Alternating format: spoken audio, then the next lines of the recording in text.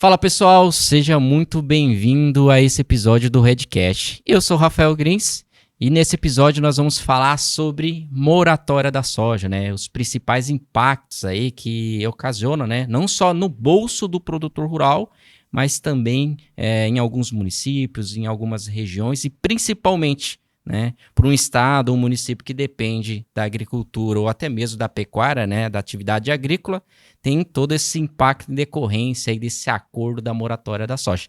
E para nos explicar, né, um pouco de onde surgiu, como que está essas questões da moratória da soja, hoje aqui conosco Lucas, que é o presidente da ProSoja. Lucas, primeiramente eu quero agradecer você por aceitar esse convite, né? E também quero deixar aí as porteiras abertas para que você possa usar esse canal para se comunicar com o produtor rural. Lucas, seja muito bem-vindo ao Redcast. Prazer, Rafael. Obrigado, né? Bom dia, primeiramente aí. Um prazer poder conversar com você e todos que assistem, né? A ProSoja tem feito belos trabalhos em prol dos produtores, isso há muitos anos, né? Não é de agora. Eu falo que ninguém faz nada sozinho, né? Mas a entidade, de fato, ela é comprometida com os nossos mais de 9 mil associados aqui no estado, o maior estado produtor de soja do mundo, né, de milho também, acredito que seja o maior, porque o maior estado produtor, Iowa, nos Estados Unidos, não produz, não tem a área que nós temos de milho, então Mato Grosso, de fato, tem uma expressão mundial, se fosse um país o terceiro maior produtor de soja do mundo.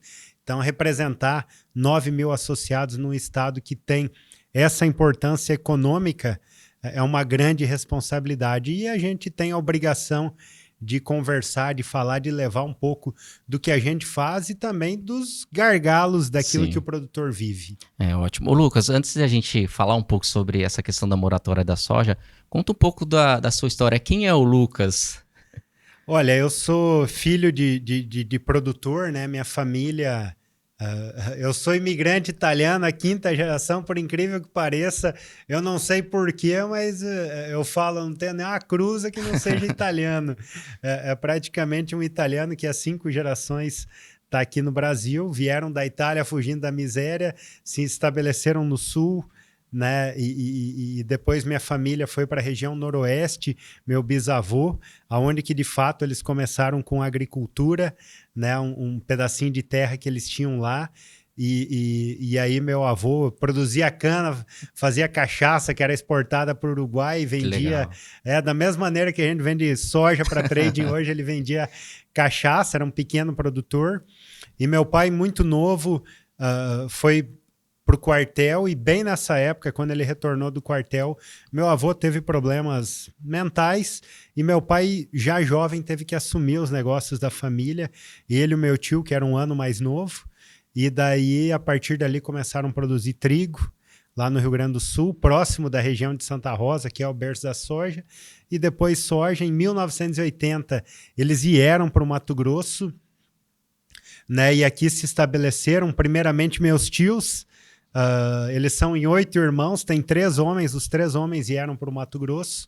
O mais novo veio com a promessa de um dia ganhar um pedaço de terra trabalhando junto com eles, que inclusive o meu tio, em 2000, ele foi o registro mundial, o maior produtor de média de soja. Ele produziu 69,7 sacas por hectare, na época que era soja convencional, em área acima de 1.000 hectares. Não tinha nenhum registro no mundo até então dessa produtividade, que na época o então governador Dante de Oliveira lançou o desafio Mato Grosso 70 sacas, que até hoje o estado não conseguiu bater. Né? E meu pai ficava lá no sul. Eles venderam um pedaço de terra para comprar aqui no Mato Grosso e ficaram com uma terrinha lá. Então meu pai cuidava de lá e vinha ajudar eles na safra também aqui. E eu, em 84, a minha mãe engravidou de mim. Eu era filho temporão, 10 anos mais novo que meus 3 primeiros irmãos. E só que logo quando a minha mãe estava para ganhar, descobriu que tinha um câncer, um tumor no cérebro. E meu pai, bem nesse momento, ele separou a sociedade dos meus tios. E aí, meus tios ficaram no Mato Grosso, ele ficou no sul. E aí eu perdi minha mãe com 3 meses. E em 91, né? O meu irmão insistiu para o meu pai que ele veio em 80. Minha mãe faleceu em 85, 86 e 87. Meu irmão trabalhou para o meu tio, junto com o meu tio, e ajudou a abrir uma terra que meu pai tinha no Mato Grosso, que era um compromisso na hora que separou a sociedade.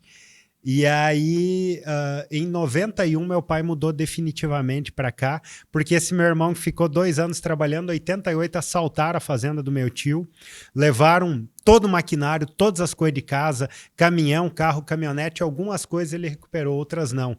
Ficaram sob ameaça, aí o meu tio mais novo voltou para o sul, meu irmão voltou para o sul, e esse meu tio ficou trabalhando de funcionário numa fazenda vizinha, por 2 anos, aí 2 anos depois ele voltou a trabalhar, o meu tio mais novo veio para o sul, aí eles cumpriram a promessa, deram a terra para ele, e o meu pai também voltou a plantar em 91. E eu acabei mudando para cá de fato em 94, e tô desde então. Fiz faculdade de Direito em Diamantino, ia todo dia de ônibus para lá, são 130 quilômetros aproximadamente, mas lembrando que na época, em 2002... tinha buraco, nós gastávamos às vezes 4 horas para chegar em Diamantino de ônibus e umas 3, 4 para voltar de noite. Então eu chegava às vezes 3 horas da manhã, 2 horas da manhã para dormir em casa e trabalhava na lavoura. Né? E depois formei, fiquei trabalhando na roça. Uns anos depois me convidaram para ser delegado da ProSoja e eu disse não. Só que o meu melhor amigo insistiu, falou, cara, eu acabei não conseguindo dizer não e você vai ter que vir. e nós era muito amigo. E aí eu acabei entrando na ProSoja e, cara, fui gostando do trabalho, vendo quanto a entidade representava. E eu sempre fui muito ativo, assim, quando eu pego para fazer uma coisa, tem que fazer bem feito. Então, acabei ganhando visibilidade dentro da entidade e os presidentes que vieram foram me chamando, dando cargos. E hoje, graças a Deus, 9 mil associados aí deram o crédito e eu estou como presidente da nossa entidade. Tenho 2 filhos, né, aqui em Mato Grosso, minha família, conheci a minha esposa aqui, tive 2 filhos e minhas raízes estão em Mato Grosso, né, minha e da minha família, e amo esse estado e amo defender, acima de tudo, os produtores. Eu falo que muitas pessoas acham que a gente entra numa entidade por vaidade, mas é você ver o quanto ela representa para os produtores e o quanto ela pode prejudicar se cair em mãos erradas. Então você acaba tendo quase que uma obrigação moral e hoje eu falo que a gente defende um estilo de vida, porque tem pessoas que só sabem fazer isso. Se você tirar a terra, tirar esse trabalho, eles não sabem fazer outra coisa. Então, a gente defende um estilo de vida, defende a vida de muitas famílias fazendo o que a gente faz. Ótimo, ótimo. Ô Lucas, agora, como presidente da ProSoja, né, tem várias frentes aí que vocês defendem, né, principalmente preocupado com o desenvolvimento do agronegócio, principalmente, igual você disse, a gente de fato veste a camisa, até porque você é produtor rural, então você sente ali na ponta quais são as dores, as dificuldades de executar uma tarefa dentro da fazenda, né? E aí surge essa questão da moratória da soja, né? Que volta e meia aí, parece que é um fantasma que vem dar uma assombrada, some, e aí a gente vê alguns produtores que tem conhecimento, outros falam, deixa aí, depois eu vejo, ou não quero me envolver, né, joga a toalha. Você consegue trazer, assim, a origem da moratória da soja e quando surgiu ela? Eu acho muito legal, eu virei delegado da ProSoja ao final de 2015, então o mandato de delegado na época era 2 anos, foi 16, 17. Daí, em 2018, eu fui convidado para participar da diretoria e eu entrei na diretoria da ProSoja e não sabia o que era moratória, eu só escutava falar e não sabia por quê. Porque eu sou produtor lá em Nova Mutum e lá a gente desbravou aquele município muito antes, né? E claro, ali grande parte é cerrado, né, dentro do nosso município, tem algumas áreas reconhecidas floresta e praticamente ele foi desbravado antes de 2006.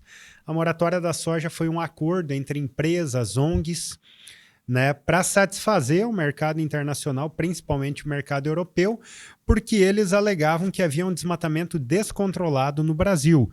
Então criou-se a moratória em 2006, 2008, agosto de 2008 renovou-se esse pacto, né, que era de não comprar de áreas desmatadas a partir de agosto de 2008.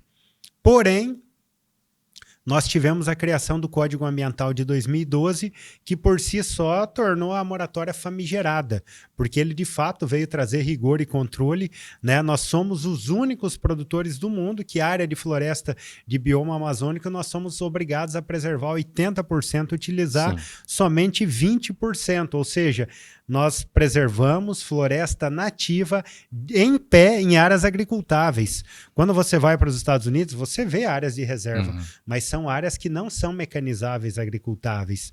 E o produtor dentro da propriedade, não é à toa que 25%, hoje 66% do território nacional é preservado, 25% do território nacional é área de preservação dentro de propriedades rurais agrícolas particulares. E aí nós ainda temos reservas indígenas, parques nacionais, né, quilombolas, enfim, temos outras áreas de atribuição, mas o produtor representa, então, a moratória deixou de ter, de fato, a sua aplicabilidade. Porém, o mercado europeu se aproveitou disso para regular mercado, regular oferta. Então, hoje, tem gente que fala, mas tem a livre iniciativa, essas empresas podem atender às exigências lá fora e ela compra de quem quer. Nós temos que lembrar que a moratória da soja abrange 94% do mercado comprador, ou seja, é um cartel organizado de compra. Não dá margem. E geralmente esses 6% que restam, eles acabam negociando com essas empresas também. Então, há uma restrição muito grande, né, na moratória, e você gera uma desigualdade não só entre produtores, uma desigualdade concorrencial, porque você dita o que ele pode e não pode plantar.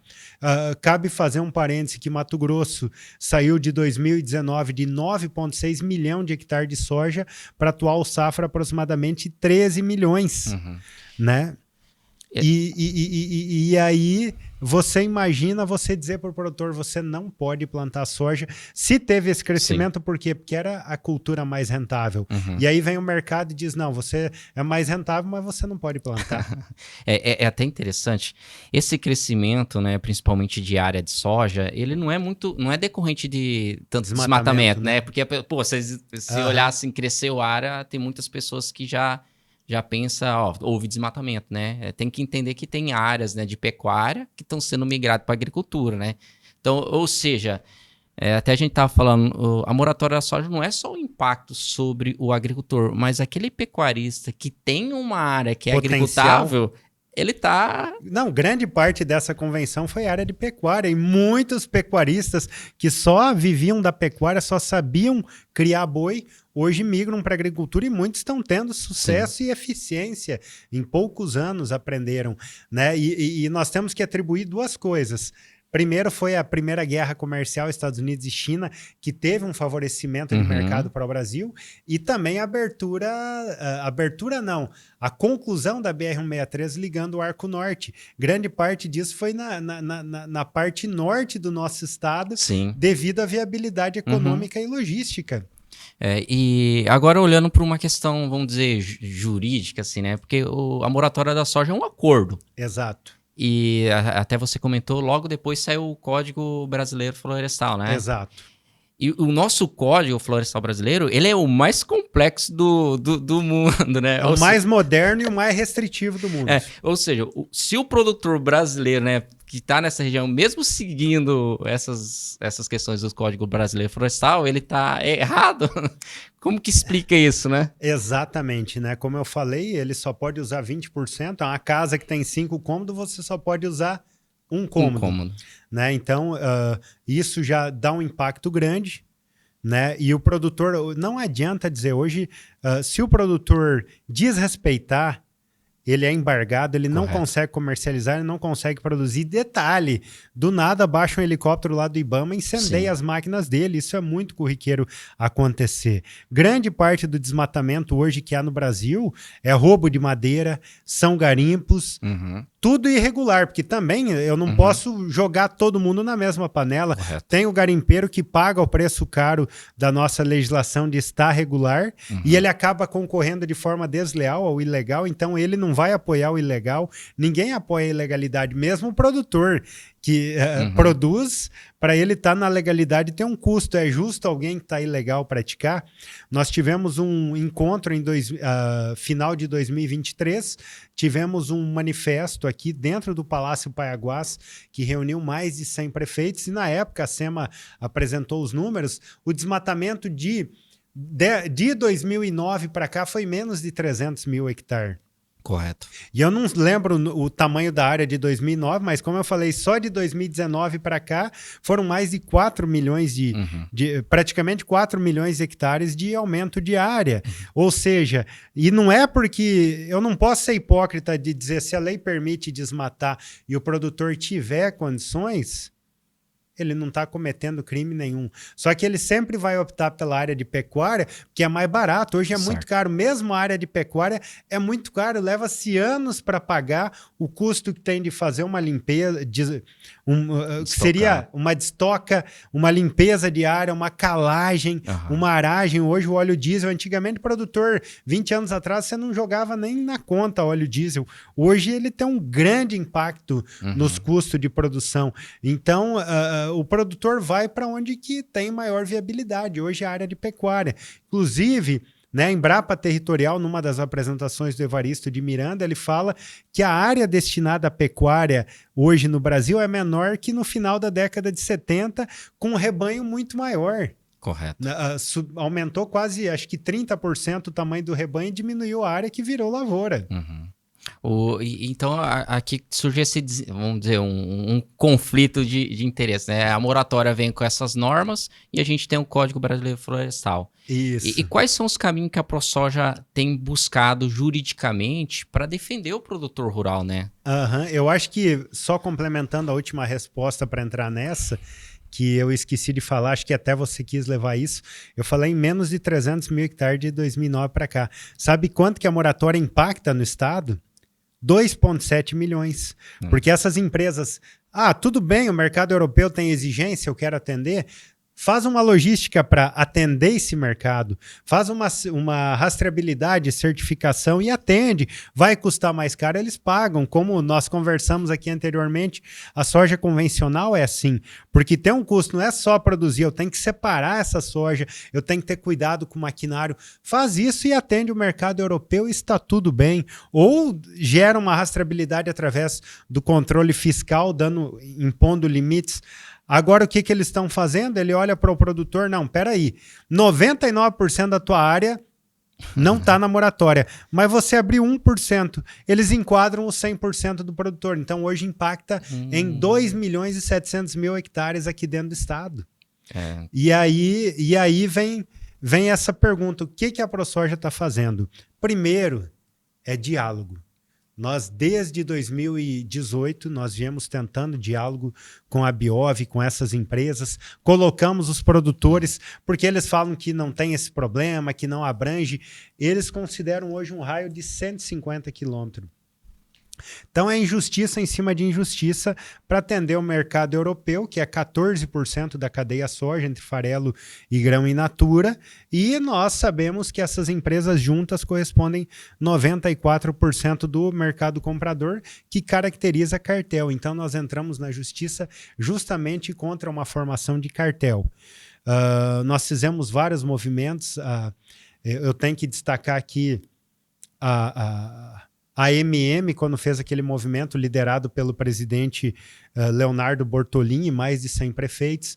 A UCEMAT, que é a União das Câmaras dos Vereadores aqui do estado, também mais de 127 câmaras dos vereadores assinaram um manifesto pedindo o fim da moratória. Esse movimento foi liderado pelo Bruno Rios e na época também a nossa diretoria tem um grande papel. O Wilson Redivo, que é uma baita liderança, presidente do Sindicato Sinop, é diretor da região norte da ProSoja e também vice-presidente da Federação da Agricultura. Teve o Luiz Bir, que é meu vice-presidente direto, que fez essa comunicação com a União das Câmaras dos Vereadores também, que foram solidários porque está impactando a economia de municípios. E aí depois o Congresso Nacional abraçou isso Então, a Câmara dos Deputados promoveu 2 audiências públicas que nos colocou na mesa, junto com a Biov e a ANEC, para discutir esse assunto. E a partir dessas audiências, a Câmara entrou com uma ação no CAD contra esse cartel, contra a interferência na livre iniciativa. O Senado entrou com uma ação dessa, a CNA entrou e a ProSoja entrou com uma ação. E eu falo que a gente não entrou para brincar, nós pegamos uma banca de peso mesmo, estamos investindo pesado para desfazer essa grande injustiça.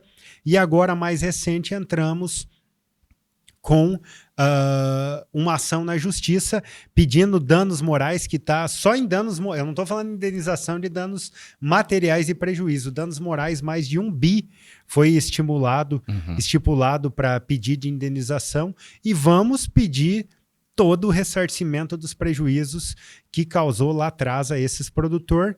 E eu não posso esquecer também de um movimento que foi feito aqui no Mato Grosso pela Assembleia Legislativa, um projeto de lei com o deputado Gilberto Catani, com mais 12 deputados como coautores dessa lei. A deputada Janaína Riva teve um papel importantíssimo na defesa, junto com o Catani e os outros deputados, aonde que a maioria aprovou essa lei que retira incentivos fiscais das empresas que impõem a moratória da soja.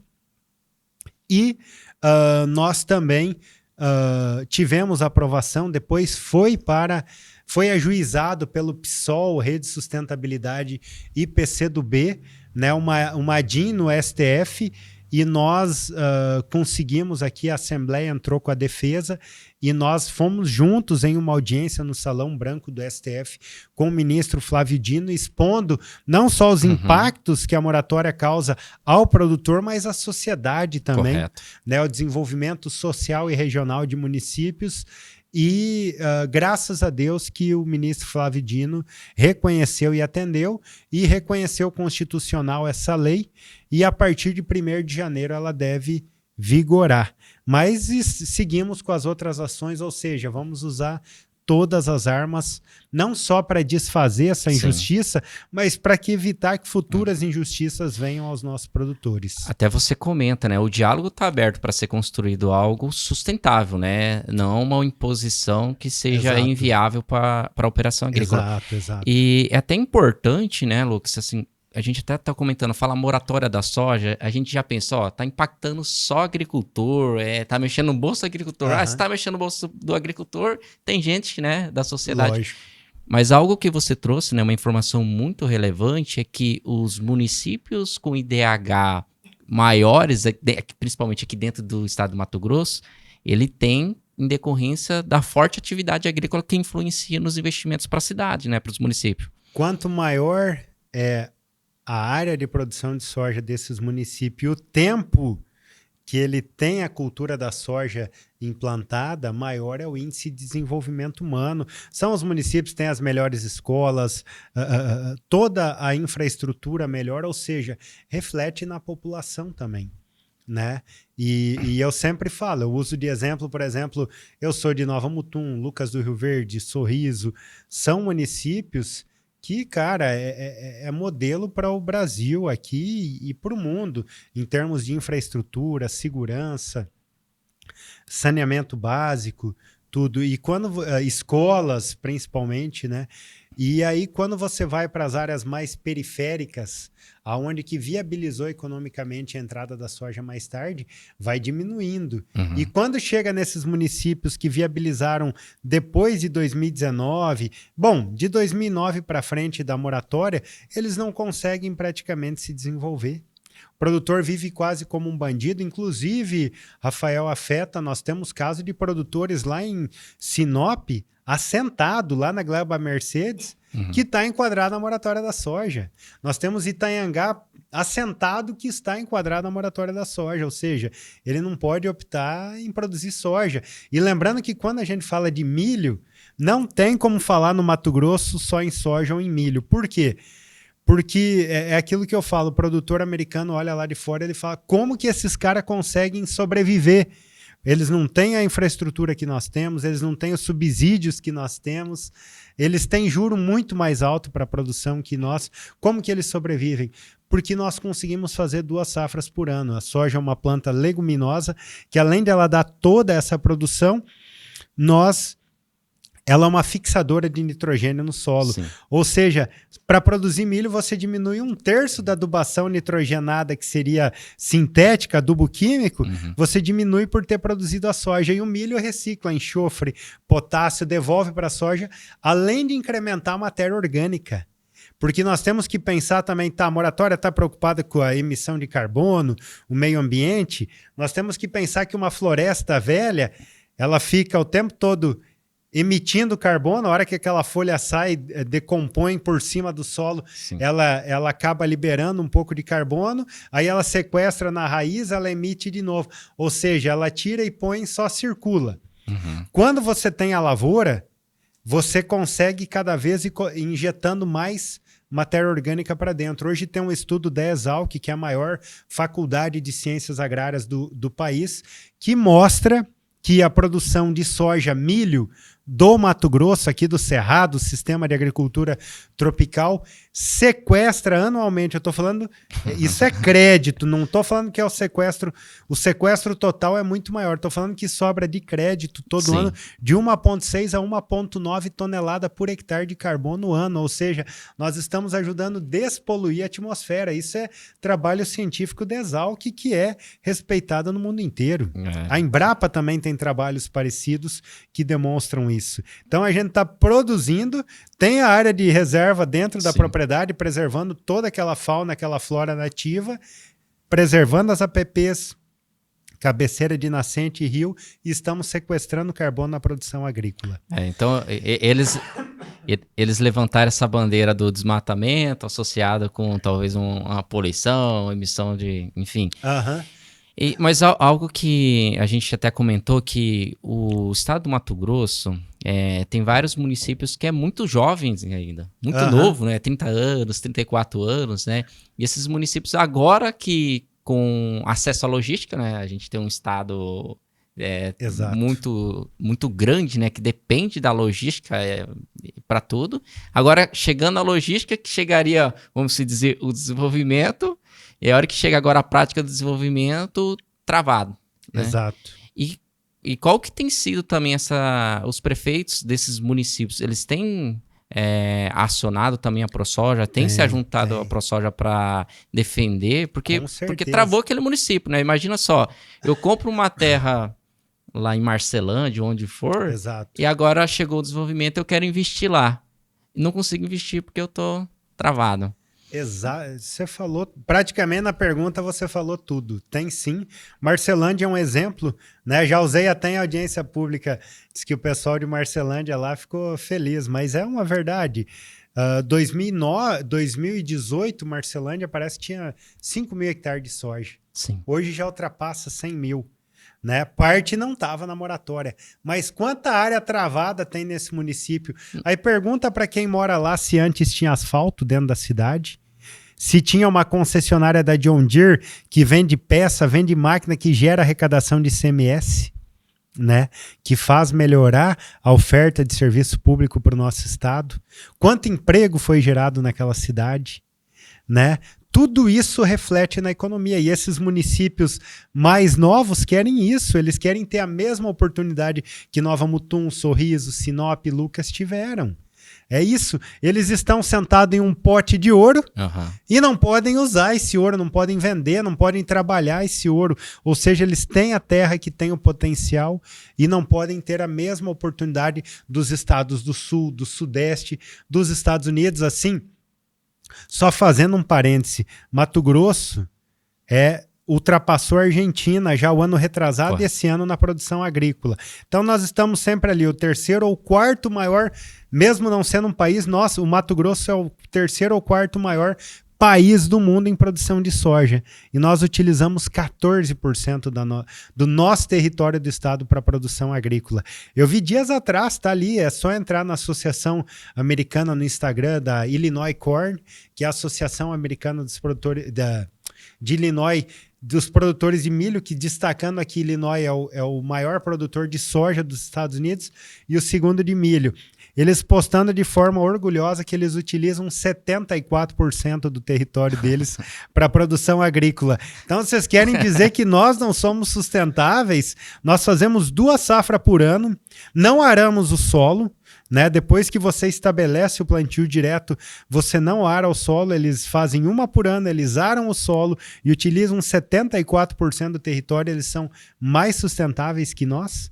E aí você vai ver a industrialização de Illinois, de Iowa, que Iowa é o contrário, é o maior de milho, segundo de soja. Illinois, maior de soja, segundo de milho. A agroindustrialização que está tendo lá, nós nos orgulhamos e temos que nos orgulhar. Agora tem as usinas de etanol. E aqui cabe destacar, quando você fala em sustentabilidade, o mundo inteiro está atrás de combustíveis limpos.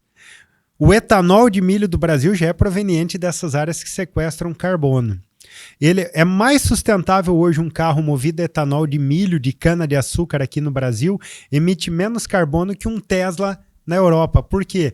Porque para se gerar energia para aquele Tesla, é energia proveniente de termoelétrica gerada com energia carvão ou até mesmo madeira, né? E aqui não, aqui é combustível renovável. Então, nós também podemos suprir e de áreas de produção muito mais sustentáveis. E aí vem aquela narrativa, tá, mas você usa milho que podia ser alimento? Não, de forma alguma. Você só vai utilizar o amido e o açúcar. Toda a proteína e toda a fibra fica concentrada no DDG, que é o subproduto que vai para produção de proteína animal. Ovo, boi confinado, frango, porco, milho. E aí, onde que eu ia chegar? Eu não sabia, um dia na visita da Impasa, o ano passado, para cada tonelada de milho que eles processam, eles fazem 420 litros de etanol. Mas sabe o que mais surpreende? Para cada tonelada de milho processada, ela gera de arrecadação mais de R$300 por tonelada processada.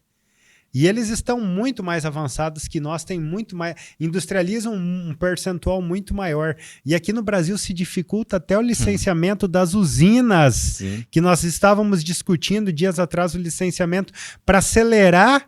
Nós somos regidos por 105 mil entre normas e leis para fazer o licenciamento ambiental. Agora, se quer fazer uma lei, não é para flexibilizar, é para diminuir a burocracia sem perder a responsabilidade, para que nós tenhamos mais rapidez para ter mais usinas como essa que vão colaborar para o social, pela arrecadação que essa industrialização gera, e vão colaborar pelo meio ambiente, pela diminuição de emissão de carbono.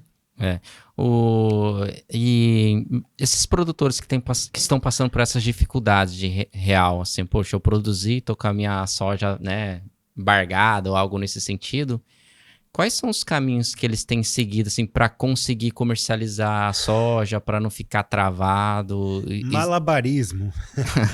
Malabarismo eles têm que fazer. Eu vi caso de produtor que estava enquadrado na moratória, ele queria comprar uma Hilux. Tem gente que fala que é artigo de luxo. Não, é artigo de trabalho do produtor. Ele precisa levar pneu de máquina pesado para a fazenda, ele precisa pôr, às vezes, um container de 1.000 litros lá de combustível para ir abastecer as máquinas na lavoura, né, uma ferramenta de trabalho. Hoje, o produtor que não está na moratória, ele vai ali na concessionária da Toyota, vende a soja dele e paga em dinheiro uma caminhonete nova. O produtor que está na moratória, o que ele tinha que fazer? Ele tinha que vender para uma empresa segunda linha mala preta, o soja dele, que sabe que ele está na moratória, se aproveita, paga menos. Aí ele paga menos, teoricamente, se ele não recolher o FETAB, o Estado pode cobrar dele esse FETAB. Às vezes acontece isso. Tempos depois chega lá uma cartinha, não recolheu o FETAB. O cara descontou dele, mas não recolheu. Então ele já pagou o FETAB e vem não só a cobrança do FETAB, mas vem a correção, juro e multa que ele acaba tendo que pagar, né? Vai receber menos, para daí ele receber o dinheiro e comprar a caminhonete. E muitas vezes eu vi um caso de um produtor que falou para mim comprar a Hilux, eu não estava nem conseguindo vender por mala preta, eu tive que ir lá, não numa concessionária, numa revenda, dar grão pro cara, ele se virou para esquentar esse grão, E aí ele me deu a caminhonete lá no sistema antigo. Nós voltamos lá para a idade, quase a idade da pedra, que nós trocávamos um alimento pelo outro. Ele tinha que dar grão de soja para o cara, embarcava na fazenda dele, não podia nem emitir nota para o cara emitir uma caminhoneta, vender uma caminhonete que ele já está cobrando mais caro, porque ele comprou de uma concessionária e pagou, e está revendendo para ele, que sabe que tem a diferença. Então tudo acaba ficando mais caro, custoso, ele não consegue competir. É a livre iniciativa que tira desse produtor, ou seja, não dá oportunidade para quem poderia crescer, que tem o potencial, que está respeitando a nossa legislação, poder desempenhar a atividade econômica de maneira justa. Certo. Você comentou que isso é uma exigência internacional, vamos dizer. Mercado europeu. Mas e o mercado interno, ele está seguindo o mesmo caminho? Por exemplo, uma indústria que compra essa soja, faz óleo de soja, ela tá também? Depende. Por quê? Porque se esse cara fornece farelo, por exemplo, para a Europa, ele vai ter que considerar na indústria dele também. Correto. E quem detém a maioria dessas indústrias de processamento são grandes empresas. Então, mesmo cooperativas acabam fornecendo para essas grandes empresas, para elas fornecerem para a Europa. Então, acaba fechando o cerco. Né? É impossível. É impossível, o cara não tem saída. E o pouco de saída que entra, tem gente que fala que é ruim, mas nós temos que ser verdadeiro. Acaba esquentando e vai de outro jeito, mas, no entanto, prejudicou e eles venderam. Que eu volto a falar, nada impede deles atender esse mercado. Cria uma logística paralela.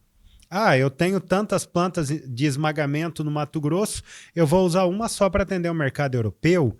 Então eu já compro só desse produtor, o caminhão que carrega lá vai direto para um terminal do... E acabou, resolve. Vai custar um pouco mais? Vai, mas se querem, paga. Quando eu vou no mercado, se você chegar lá e ver qualquer produto orgânico, ele custa mais caro. Correto. Se eu acho que o orgânico me faz bem, que é melhor... Eu vou lá e compro o orgânico, porém ele custa mais caro. Né? Lembrando que quem está preocupado com a sustentabilidade, eu vou dar um exemplo aqui, porque mesmo um produtor de feijão, antes ele é produtor de soja. Correto. Né? E geralmente quem produz feijão aqui no estado, principalmente quando a gente fala de carioca, feijão preto, que são os mais consumidos pelo brasileiro, é de área irrigada, pivô. Eu vou dar um exemplo, uma praga só, a mosca branca. A mosca branca na soja, ela causa um problema de fungo nas folhas e tal. No feijão não é só esse problema.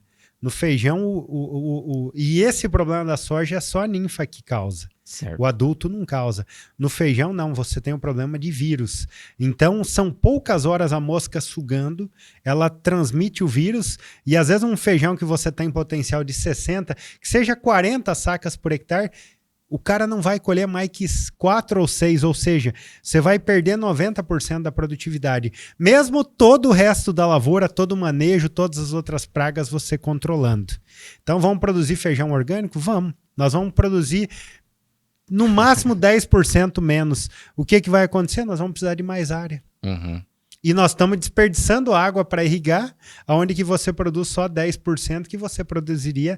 Então tem gente que fala, o produtor usa veneno, é aquele discurso, usa veneno porque ele é ganancioso e quer produzir mais. Não, eu uso defensivo agrícola, que é regulamentado pela Anvisa, né, que passa pelos mesmos critérios de aprovação de um remédio, de uma vacina, e aí esse produto vai ser usado da maneira correta, que não é de qualquer jeito que você usa, é no tempo correto, na dose correta, com intervalo de carência correto, para garantir que eu não tenha perdas. Não é para produzir mais, é para não produzir menos, porque eu vou perder, e aproveitar. Então, até o defensivo agrícola ele é sustentável, porque eu demando de menos área, senão...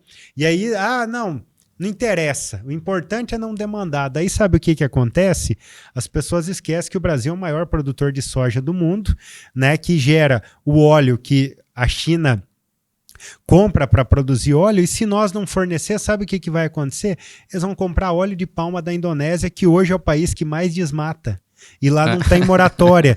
Então nós vamos perder mercado para eles, né? que lá não tem código ambiental igual ao do Brasil, não tem moratória, e lá é floresta tropical, da mesma maneira que a floresta amazônica tem importância, a floresta de lá é tropical. Então, as pessoas precisam conhecer mais o mundo para poder julgar. E a moratória é uma narrativa que usa pessoas como massa de manobra, né? Não explica todo o contexto para satisfazer o mercado europeu, para vender e outra. Nós temos que lembrar que lá, atendendo a moratória, eles cobram mais caro por isso, não repassa para o produtor, né? E ainda essas empresas brasileiras que exportam para lá, elas acessam um crédito a juro europeu, que hoje você vai pagar no máximo 4,5% para adquirir um empréstimo de lá, para emprestar para o produtor aqui. Hoje uma operação, se você pegar com todas as taxas, não sai menos que 20%. Entendeu? Então eles estão acessando e emprestando mais caro. Cadê a visão de tudo isso, de enxergar? Dias atrás eu estive na Europa também, Portugal, Espanha, e eu não conhecia o clima ibérico. A temperatura mínima lá do oeste da Espanha e Portugal são 8 graus, ou seja, não tem neve. Então já é um problema meio parecido com o clima tropical. Por quê? Porque você não elimina plantas daninhas no período que seria na neve dos Estados Unidos, de outros países europeus, então ali se propagam mais pragas. Então ali é uma região que utiliza já mais defensivo agrícola, porque você não quebra ciclos naturais de praga. Porém, eles não têm o problema que os Estados Unidos, a Europa tem, que muitas vezes você tem um acúmulo muito grande de palhada que dificulta a produção, porque ela não degrada, ela degrada. E mesmo assim eles estão fazendo plantio convencional, eles estão arando o solo, entendeu? Eles deveriam vir copiar o nosso sistema e nós, brasileiros, teríamos que ter orgulho de poder, nós podemos ajudar com tecnologia vocês serem mais sustentáveis. Enquanto isso, criam-se narrativa, o pessoal não conhece a realidade lá fora e ataca nós que estamos sendo modelo e acaba deixando de defender, de fato, abrir mercado para a agricultura mais sustentável do mundo. É até um processo educacional, né, Lucas? Porque eu acho que só a educação vai levar esse conhecimento sobre atividade, como funciona, porque hoje aqui no próprio Mato Grosso a gente tem várias fazendas como exemplo de sustentabilidade, preservação, que é assim, eu acho que em nenhum outro país existe, né? Com certeza, né? E você vê o nível da hipocrisia, eles ficaram bravos, mas eu não tô aqui para caluniar ninguém, eu tô aqui para falar a verdade. Correto. Eu sei que a Cargill não gostou. Dias atrás, nós fizemos uma denúncia. Eles cometeram crime? Não, de forma alguma, não cometeram nenhum crime. Eles desmataram uma área, né, em beira de rio para construir um porto em Rondônia, depois de 2017. Ou seja, há moratória para o produtor, mas não há moratória para a Cargill, né? Ela pode desmatar depois de 2008 para moratória para construir um porto. Lembrando, Rafael, que olha o impacto da moratória. Nós temos um caso de um produtor na região de Sinop que ele produz mais de 3 mil hectares de soja. Não entra essa área dentro da moratória, ele desmatou tudo legalmente. Aí ele resolveu despretensiosamente comprar uma chácara próxima à cidade. E aí, nessa chácara, ele desmatou 4 hectares, legalmente, dentro dos 20% que a lei permite desmatar, para construir um armazém. Lá ele não planta nem um pé de soja, ele só fez um armazém para pôr a produção, para melhorar a logística de embarque dele. E para também virem trabalhadores para trabalhar nesse armazém mais próximo da cidade, porque as pessoas hoje, muitos não querem ir morar no campo. Enquadraram ele na moratória. Nossa. E aí a Cargill não compra dele porque ele desmatou 4 hectares para fazer um armazém. Mas eles podem desmatar na beira de um porto e o comprador europeu não questiona a Cargill.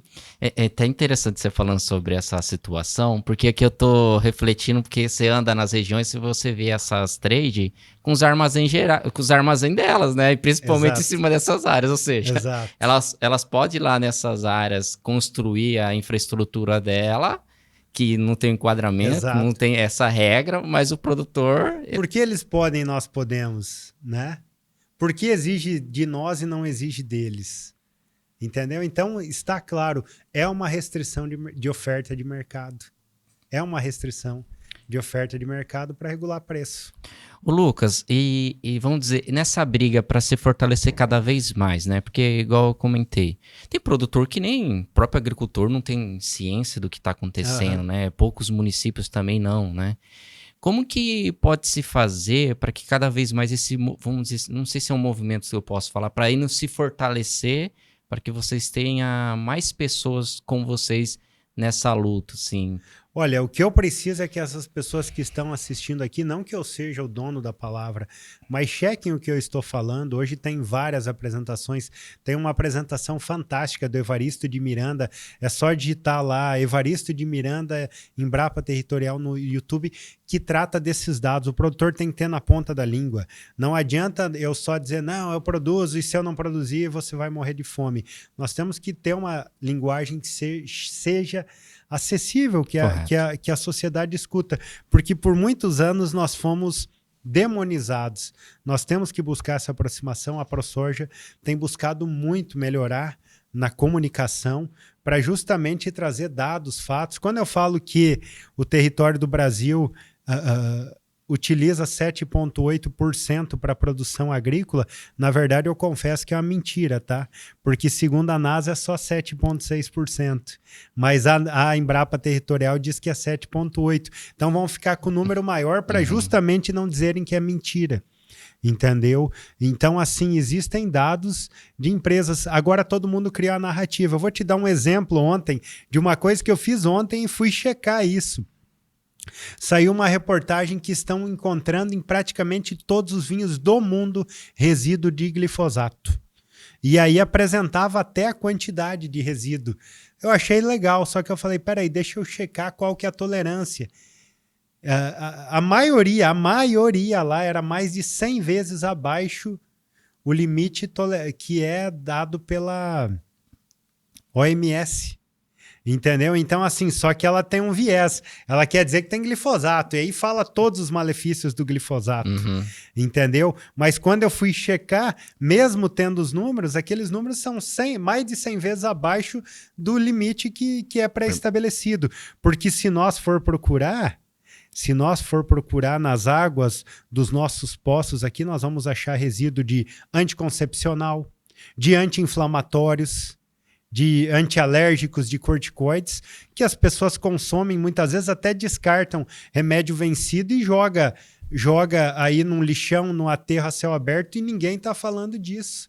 Sempre o vilão é o produtor rural. Então mas eu não estou aqui para acusar, para dizer as coisas. Eu estou para dizer aqui, eu tenho que...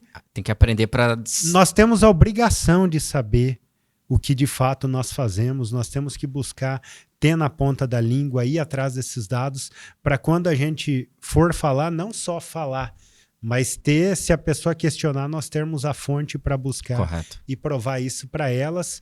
E a ProSoja, é claro que eu falo que é uma gota no oceano, mas nós temos pego grande parte do nosso orçamento e destinado para comunicação. Eu já participei do programa do Danilo Gentili. Claro que lá o tempo a gente teve que ser mais focado, mas teve um bate-papo semelhante a isso, de levar a nível nacional. Eu sempre vejo você na Jovem Pan também. Exato. Bacana. O Lucas, aproveitando também, já que é um canal de comunicação, qual mensagem você gostaria de deixar para produtor rural, principalmente para convidar para estar com vocês, né? Até antes disso, aqui a gente está falando de uma questão de a ProSoja Mato Grosso, né? Mas eu imagino que Rondônia também não está numa situação muito tão tranquila lá, porque lá é... Rondônia, Maranhão, Pará, inclusive eles tiveram as leis aprovadas também a nível estadual para tirar incentivo fiscal dessas empresas. Entendeu? Porque lá, aqui em Mato Grosso, a gente tem o Cerrado, ainda, eles ainda vão ter esse start de desenvolvimento, né? Principalmente, né? Mas assim, qual mensagem que você gostaria de deixar para o produtor, né? Não só produtor, mas também para a sociedade, né? Porque é importante, a gente fala produtor, mas a sociedade também é importante, porque o reflexo é sobre a sociedade, né? Geração de emprego, renda, IDH, como você comentou. O agronegócio hoje gera 25% dos empregos do Brasil. E é o setor que tem mais crescido na oferta de empregos. Então, o impacto social, a arrecadação, as exportações, quando eu falei Mato Grosso é o case de sucesso, é o estado que mais produz e é o que mais cresce a economia. Então, não adianta, o Brasil é dependente da agricultura, né? A ProSoja Mato Grosso, eu falo que nós somos uma entidade que faz um trabalho político, porém não ideológico, é um trabalho político de classe. Nós temos um grande diálogo com o setor político do nosso país, no Congresso Nacional. Somos membros do Instituto Pensar Agro, né, que é junto com a Frente Parlamentar da Agropecuária, e nós estamos fazendo esse trabalho de cada vez levar esses problemas do produtor e, de fato, trabalhar, se debruçar. É como eu te falei, Rafael, é fácil eu falar bem de mim, eu não quero falar do Lucas, mas eu tenho a obrigação todo dia de acordar, de saber que tem 9 mil associados que estão confiando em mim. Correto. Se eu deslizar, eu estou prejudicando essas famílias dessas pessoas. Então eu tenho a responsabilidade de defender, e eu acredito que as gestões que passaram anteriormente tinham essa visão também. A ProSoja vai seguir trabalhando por eles, né? Façam a parte o dever de casa que vocês sabem fazer muito bem, que é produzir da porteira para dentro, mas da porteira para fora. A ProSoja só não faz o que não é possível, porque nós não temos o poder da caneta. Tem essa questão comercial da guerra com os Estados Unidos. Nós estamos pedindo, deixe um pouco as ideologias, seja de um lado ou do outro. Política, vamos deixar de discutir, vamos para o fator técnico. Aonde nós queremos chegar e o que precisa fazer. É só isso que nós temos que ver. Não é batendo. Eu também acho que os Estados Unidos, de certo modo, está desrespeitando a nossa soberania, mas nós temos que saber que eles têm praticamente 30% da riqueza mundial, toda a tecnologia, esse telefone, a transmissão desse produto é tecnologia norte-americana. Nós dependemos deles e temos que sentar na mesa e tentar a diplomacia, o diálogo de se resolver isso. E o produtor, a única coisa que eu insisto, busquem informações do nosso setor, valorizem, participem da nossa entidade. Acho que o maior recado é: participem, porque a hora que o produtor vem para dentro da entidade e vê tudo que ela faz na defesa dele, ele se deslumbra, porque de fato ele sabe que tem pessoas lutando por ele de verdade, né? E é o produtor que mantém a nossa entidade, então cada centavo dele é valorizado para buscar de fato políticas, condições para que haja viabilidade e defenda aquilo que eu falei, aquele estilo de vida que é o que as pessoas, a maioria deles só sabem fazer isso. Se tirar isso deles, gente, eles não sabem fazer outra coisa, e não tem, como eu falei, é o setor que mais gera emprego. Então eu não estou aqui, quando eu defendo o produtor e quando o produtor produz, não é só por ele, é pelo nosso país, e acima de tudo nós garantimos a sustentabilidade da nossa produção. Ô Lucas, como que faz para um produtor rural se tornar sócio da ProSoja, associado à ProSoja? Tem algum custo? E como que é feito o processo? Não tem nenhum custo, e a ProSoja esse ano fez 20 anos, né? Como eu falei, eu estou na diretoria desde 2018, nós tínhamos 3.800 associados. Se ela não trouxesse benefício, nós não estaríamos com 9 mil associados esse ano. O produtor já paga para a ProSoja funcionar, né? Hoje o Estado recolhe, é um serviço que o Estado presta para nós pagamos, mas esse dinheiro é um pequeno percentual de cada saca de soja que o produtor produz. Para ele se associar, basta ligar no canal do produtor da ProSoja ou procurar um supervisor, um delegado, que eles vão orientar, vai preencher uma ficha. E nós temos exemplo, essa ação da moratória, a ação agora também dos royalties, que a gente está lembrando aqui que ninguém é contra a royalty, né? O que a gente é contra é cobrar por uma tecnologia que a patente já venceu. É a cobrança indevida. Então, tudo isso, pelo fato de você ser associado, você tem chance de se beneficiar. E quando não está, não beneficia. E mais do que tudo, Rafael, desses 9 mil associados, todos são convocados por e-mail para as nossas assembleias. Ótimo. Quando tem assembleia, qualquer um que queira falar, ele só entra na fila do microfone e ele tem o direito de voz. Nós temos produtor de microprodutor de assentamento da reforma agrária até mega produtores. E a gente sempre fala, todos têm o mesmo direito de fala, de voz. E a decisão não é eu que tomo, é a maioria que está presente participando. Então, quanto mais produtor participa, mais democrática e mais na direção da maioria a entidade anda. Ótimo. Até eu vou ver o contato com o time da ProSoja para deixar junto com esse material. Às vezes o pessoal está assistindo, né? Exato. E aí, vou deixar o contato para vocês entrarem em contato e tornar... Do canal do produtor, sigam nas redes sociais a ProSoja Mato Grosso também, porque ali dá para ver muito trabalho e a gente tem se preocupado muito também nesses números, de falar esses números de preservação, de sustentabilidade, tem vários vídeos lá que, digamos assim, alimentam o produtor, o conhecimento dele, para ter embasamento quando ele entra em alguma discussão, alguma discordância de alguém que às vezes desconhece do setor. Aproveitando, você quer deixar esses canais de comunicação da ProSoja? Instagram, LinkedIn, site? Tem Instagram, LinkedIn, tem agora até o TikTok, né, que está na moda, Facebook, enfim... Twitter, tudo isso podem participar. Hoje o mais usado é o Instagram, né? Que o brasileiro tem e tem a oportunidade. Inclusive, Rafael, por incrível que pareça, hoje a ProSoja tem mais de 80 mil seguidores e a maioria das pessoas que visualizam o nosso conteúdo são pessoas da Grande São Paulo. Bacana. Ótimo isso. Então a gente está furando a bolha e chegando aí na sociedade. Essa informação é interessante, porque o nosso podcast também, a gente tem um público agro, mas a gente vê um alcance muito grande, principalmente dentro das grandes capitais. Exato. E isso é um ponto importante, né? Com porque certeza. Você acaba educando. Porque para eles lá em São Paulo não tem tanta essa vivência igual nós aqui na ponta, sabe o que está acontecendo, né? E o canal acaba sendo uma oportunidade de levar esse conhecimento. A gente dá a oportunidade deles conhecerem, muitas pessoas estão abertas. Por isso que nós temos que fazer. O meu objetivo é atingir 100%, mas se eu atingir 1% tá bom. Porque eu sei que aquele cara, talvez numa roda, daqui 20 anos alguém vai falar e ele vai continuar sendo um defensor. Ou compartilhar o material, um conhecimento específico, Exato. Né? Lucas, quero agradecer você mais uma vez, agradecer todo o seu time também, a ProSoja, por permitir, né, a gravação desse podcast, e eu tenho certeza que vai levar esse conhecimento e agregar não só para produtor, mas, como a gente falou, para a sociedade em si.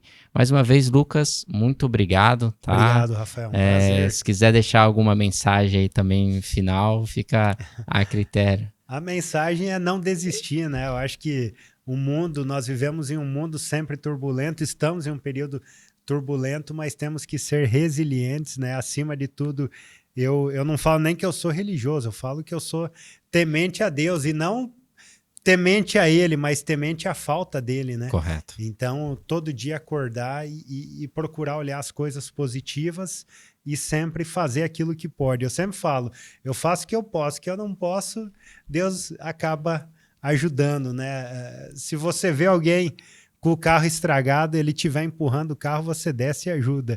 Então, não deixe de empurrar esse carro para frente de forma alguma, que o nosso país tem um potencial enorme, né? O nosso setor tem um potencial enorme. Nós temos duas certezas: beber água e comer, todo mundo precisa, né? Então, nós nunca vamos deixar de vender alimento. Ótimo. Então, inclusive, é um privilégio ser agricultor, de poder alimentar e garantir vidas, né? O alimento garante a paz mundial e nós somos responsáveis por isso. Ótimo. Então, para você que está assistindo, acompanhando a gente até esse momento, esse episódio, viu aí o quanto de conteúdo riquíssimo, né? Então, aproveito, já também faço convite para você curtir, compartilhar. Eu vou deixar, tá? Tô falando, pessoal, eu vou deixar o site da ProSoja e o contato também para se inscrever, para se tornar associado junto para a ProSoja, tá?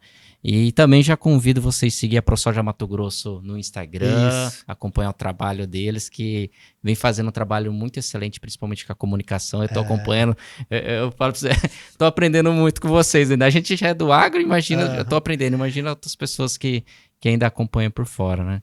Com certeza. E eu insisto, esse curtir, porque eu curti aqui no YouTube, a hora que você dá um joinha, esse vídeo vai aparecer para mais 100 pessoas. Então você vai dar a oportunidade de mais 100 pessoas poderem acessar um conteúdo como esse. Então de certo modo, você está trabalhando junto com nós aqui para levar informação para as pessoas. Todas as redes sociais, sempre vocês vê conteúdo bom, não esquece de curtir e compartilhar para alcançar mais pessoas. Ótimo, ótimo. Então, agradeço a audiência e aguardo você nos próximos episódios. Tchau, obrigado. Obrigado, tchau, tchau.